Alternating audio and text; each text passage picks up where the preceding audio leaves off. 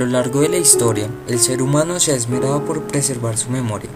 puesto que esa le confiere identidad porque hace parte de su diario vivir y lo caracteriza dentro de un grupo.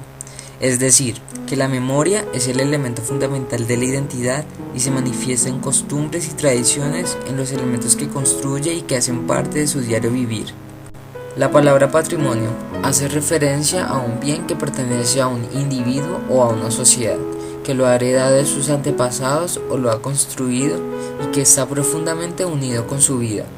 El patrimonio cultural es parte de la memoria de un grupo humano, porque éste le trae recuerdos, ha sido testigo de hechos históricos y es el legado que heredarán las generaciones venideras. El patrimonio material de un territorio está totalmente ligado al paisaje de este, pues es parte de lo que lo conforma y son puntos que generan movilidad en las personas que viajan para recordar su historia.